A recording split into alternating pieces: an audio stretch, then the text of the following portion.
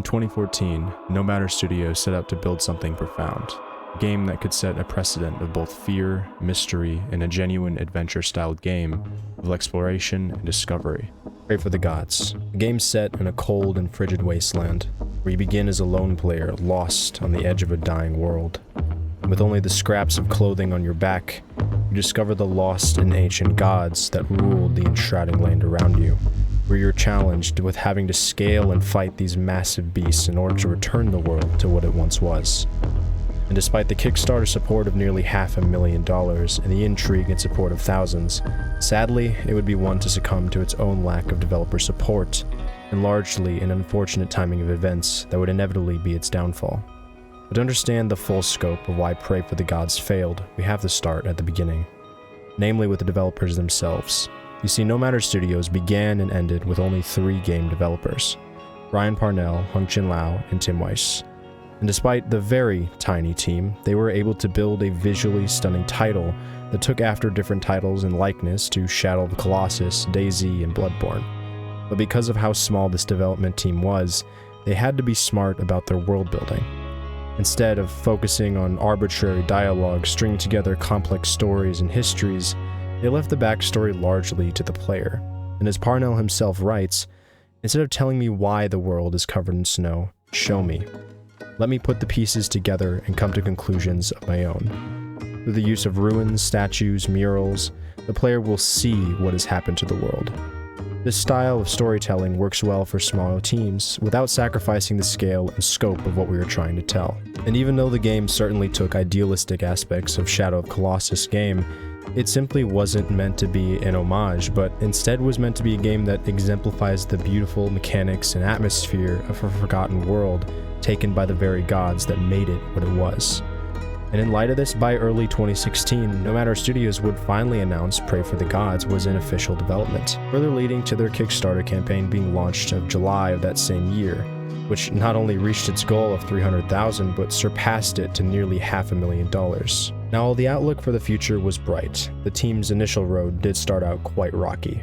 In just May of the very next year, the devs for Praey For the Gods were encountering a trademark dispute with Bethesda.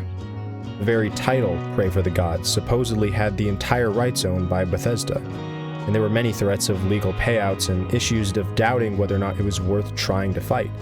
And as one of the developers stated themselves, it was something that kept me up many nights, and no doubt shifted our focus from our game frequently, worrying about the outcome if we went to trial, if we'd lose our fans and walk away from the mark and still potentially get sued for millions on trademark infringement. This is really something no starting company should have to deal with, let alone a tiny team of 3. And inevitably, they worked to have the name changed from Praey For the Gods with an E and simply make it an AE, while still being allowed to maintain their original branding art of a woman on her knees praying. And despite this major issue, right out the gate, they kept on pushing through. By January of 2018, Praey For the Gods entered Steam Early Access, with initial reviews being very mixed, which some players really enjoyed the overall atmosphere and environment, while others saw that it had many technical gameplay issues and an overall lack of polish. By mid-2018 that same year, criticism did continue to grow, and as there were certainly many numerous bugs and needed fleshed-out mechanics, additionally the development seemed extremely slow, which only rose concern from other backers. But even with these criticisms, there was still a large majority of positive outlook on the game. It definitely had something special that many came to see as a library of possibilities. By 2019, the game was starting to get a lot of eyes. Many famous YouTubers were starting to create more content surrounding the game, including IGP and even Jacksepticeye, whom were given early access keys to playtest the game. And as Jack went on to explain himself, he was actually able to play Praey For the Gods in its early demo stages years before, saying that both he and Felix were one of the only 2 people given a chance to do so, which he noted was very rough around the edges, but had insane potential for growth. The game was starting to become more known as a culmination of many games together. It certainly followed closely a mechanical style to some elements of Legend of Zelda, including the use of grappling hooks, a glider, bows, and other PvE functions that you could engage in between the actual fights with the gods. And while it certainly wasn't the most groundbreaking visual scenery, it certainly was stunning, incorporating many mysterious and magical elements for when you engage in the bosses with in the frozen tundra, which was genuinely astounding as the gameplay of fights wasn't half bad by any metric. And actually climbing the gods to ring the ancient bells embedded within them was both a unique and visually interesting way to take down the ancient beings. All these different elements work together in harmony to create an authentic and magical experience that many came to love. And especially when the total headcount of developers was only 3, one can only guess the kind of hard work, time, and effort that was put in to make this game even happen in the first place. But despite their efforts, people still had growing suspicions. While throughout the year the devs were still making updates, they were often few and far between. A large bulk of changes would only extend to hotfixes, melee improvements, cloud saving, and achievements. The mass additions were turning more into just a mitigation of existing issues and updates rather than actual major additions and changes to the overall gameplay, which only led to more and more people to see it as though the devs weren't trying hard enough to live up to their audience's expectations. While the reality was that they simply were such a small group that having time to make too many grander additions was becoming extremely challenging for them, without risking compromising other aspects of the game, which in turn would risk creating more bugs and reports to add to its existing criticism. And by 2020, the criticism only kept on. Additionally, experiencing the setbacks of COVID, which only slowed the team's progress, in which the devs had only put out about 7 total updates, most of which were again hotfixes, a cloud save function, and new minion enemies, but nothing in the realm of major change that would keep a more positive outlook on its progress for its backers and community. By 2021, Praey For the Gods officially releases out of early access, and the launch is met with mixed reviews. Many critics noted that while the game still had potential, it still suffered from many of the same technical issues and somewhat unrefined gameplay.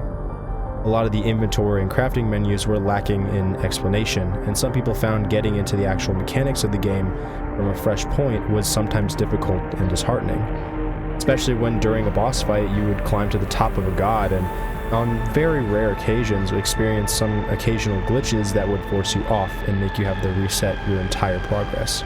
And part of this lack in development came with the issues of COVID. Most of the devs had entire families and young children that were all now remote and had to be cared for at home. And as the devs explained further in their own Steam posts, there were instances of family emergencies that left them unable to progress in updates for months at a time, which was an even greater issue when simply losing one member was 33% of your entire team. Not to mention, aside from even the game development changes, much of what the team was focusing on was bringing the game to other consoles and platforms, which largely was based in game optimization and improvements, and other adjustments to loading methods and rendering, which would allow people with lower-end consoles and computers to have a better experience. By 2022, the game's interest and player base began to fade, as the novelty of the title and ideas began to die out. Just like the vast frozen tundra that Praey For the Gods was built upon, much of what made the game's dreams and ambition was simply lost and forgotten. But was Praey For the Gods truly a bad game? No, absolutely not.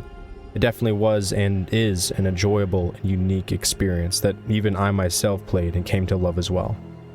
And while it had its bugs and needed areas of attention, it was a game that inevitably came to an end from a great series of unfortunate events and a lack of able hands to go around. In the end, I think Praey For the Gods was a game that came with so much promise and potential.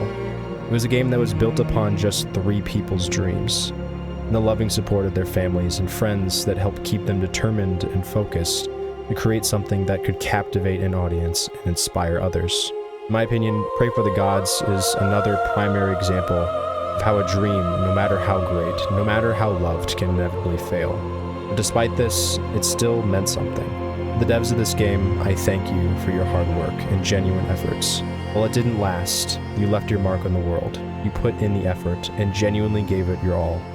And that's what really matters. Praey For the Gods now sits at around 9 consecutive daily player count, and is definitely a game I couldn't recommend you try more. I'll have the links posted in the description, but I hope you have enjoyed, and like always, have a beautiful rest of your day, boys. Peace.